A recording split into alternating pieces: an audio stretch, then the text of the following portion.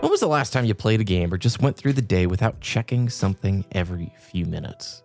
That question has been sitting with me because somewhere along the line, my hobbies ended up tangled up with feeds and stats and updates. It used to be that I'd sit down to play a game and just sort of disappear for an hour or two. Now, if I'm not careful, I'm half in the game and half in this invisible conversation about that game. What people think of it, whether it deserves the praise that it got, whether it's mid, whether it's secretly bad because some thumbnail on YouTube told me it is. I don't have a screen time problem. I'm not haunted by my phone. I'm just tired of how easy it is for other people's negativity to sneak into my head while I'm trying to enjoy something that's supposed to be mine. The algorithm is very good at finding the loudest takes. And if you hear the loudest takes long enough, they start to sound like your own thoughts. When I made the intentional gaming series, the focus was mostly on time.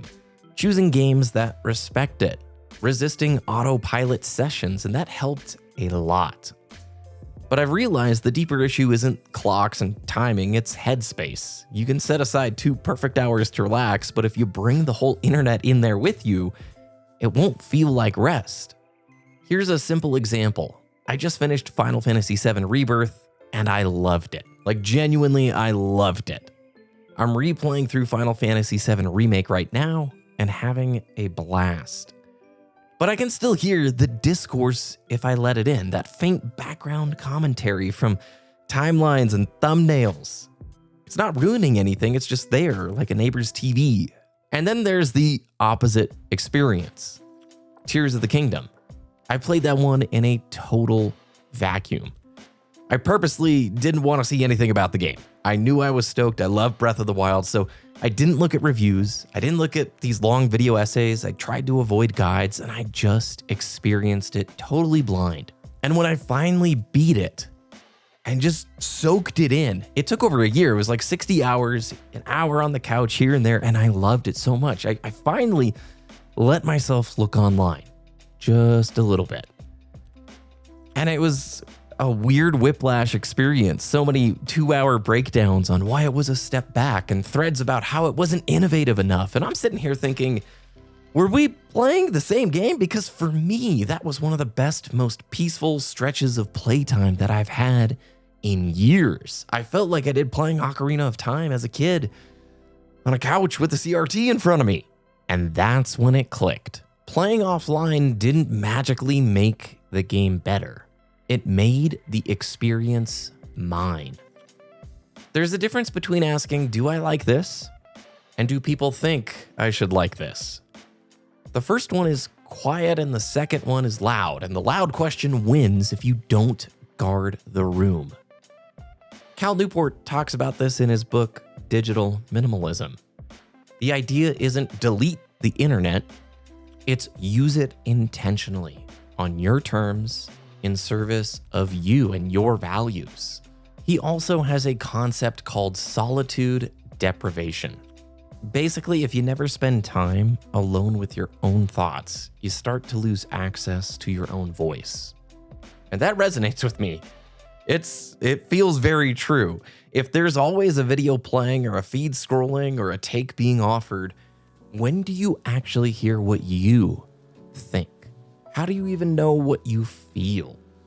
And over the last year, I've been experimenting with different boundaries. Nothing super extreme, but making the phone as boring as possible. I haven't been on social media stuff all that much the last 5 or 6 years. It never was that much of a hook, but I've pretty much left everything that isn't YouTube.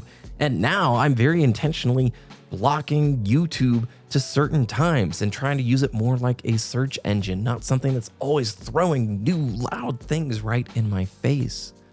And trying to give myself time on the weekend to just play a game or read a book or do a hobby without touching anything connected to the internet. And all of a sudden, those little details in the silence, the time with your own thoughts, is like discovering yourself again. The sound of a game's ambient wind that you never really heard because you were listening to that podcast or second monitor gaming. the small spark when a game earns your curiosity instead of demanding it with stupid login bonuses and FOMO mechanics. Those moments start to stack up and they can change how you feel about the hobby. And I'm not anti-internet. I don't want to be super isolated either, and it's a tough balance, and I'm trying to figure it out. The weirdest part of modern online life isn't that noise, it's how normal it feels to bring the noise into everything that we do. If you're a gamer, plenty of people play with a second screen. We watch reviews while we're still deciding if we're having fun. We research a game we've already started instead of sitting with it long enough to form our own thought. We'll go into comment sections that nobody leaves feeling better from. I do this all the time. It's dumb, but I do. I'm like, well, how's everybody feeling? Then you go down, then you're like, oh my gosh, everybody's angry.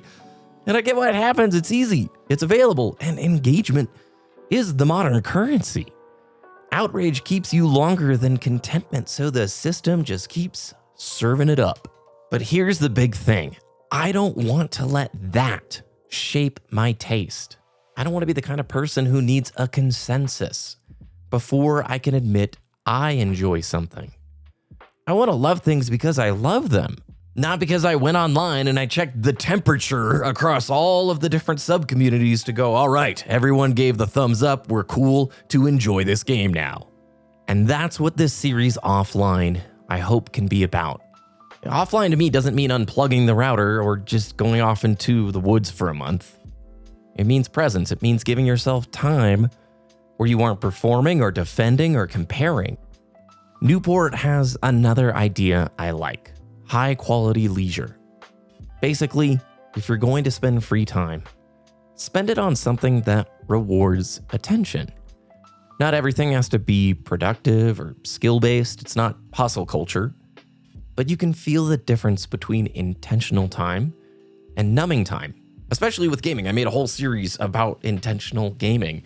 There are sessions where you leave refueled and sessions where you leave drained. The activity is the same, the outcome is not always the same. And one small practice that's helped me is a quick check-in before I start. For those of you who know what the feelings test is, you know what's coming. Just ask yourself, what do I want from this session and how do I want to feel when I'm done? If I want to say I want to relax, and then I pick up a game that matches that, sweet. If I say I want to be challenged, then I accept that this session might not be that cozy. Then afterward, I take a 5-second little time window and ask, did that deliver? Did I get the experience out of it that I hoped to going in? It's super simple. And I have, like I said, a whole series on this, but it nudges me away from defaulting to whatever the feed told me to play, and I get to decide what I actually want to do right now. Another thing that's helped, protecting first impressions. I don't watch reviews before I start a game I already know that I want to play, for the most part. Not because I'm worried about spoilers, but because I want the first conversation about it to be like me in the game. I can always join in on the big conversation later, and there are opportunities where it makes a ton of sense, like with games releasing broken and unfinished, like there is some good that can come from doing a little bit of research, but I don't like spoiling it to the degree where there's just tons of noise and voices in my head all the time about how I should feel about that game. And if you can go in blind, especially if you know you want to, it gives the game a fair shot at making its case directly to me. And I've been doing full offline weekends here and there. Not strict, not weird, just a Saturday where I don't look at email. I don't look at a feed. I don't check comments. I play what I want. I go outside, spend time with friends, and let the internet just be the internet. It's amazing how a little boredom creeps back in and how useful boredom is. That's where ideas show up. The video topic that I couldn't figure out, it's always coming to me in those moments of boredom. The solution to a problem that maybe you were overthinking. The next thing you want to make. Those don't usually arrive in the middle of a timeline doom scrolling session. Over the next few episodes, I want to explore what happens when we step away from the constant connection. We'll talk about why solitude feels strange now. We'll talk about ownership and why physical media and building your own little library still matters. I can't wait. I want to talk about Jellyfin and how you can build your own media server. It's going to be a ton of fun. I want to talk about the algorithm and how to keep it from shaping your taste. kind of using it to your benefit if possible. And I just mostly want to talk about getting headspace back in this modern internet world. If any of this resonates, welcome to the series. Hopefully this first episode set the tone. I learned so much from you when I did the intentional gaming series, and I want to do the same with this. So please leave every and all comment down below. I read them all. I learn a ton from you. I don't have any of the answers whatsoever. I am stumbling through life and just trying to share some of my thoughts here online. So thanks for listening. I'll see you in episode 2. I will see you there. Have a great rest of your day.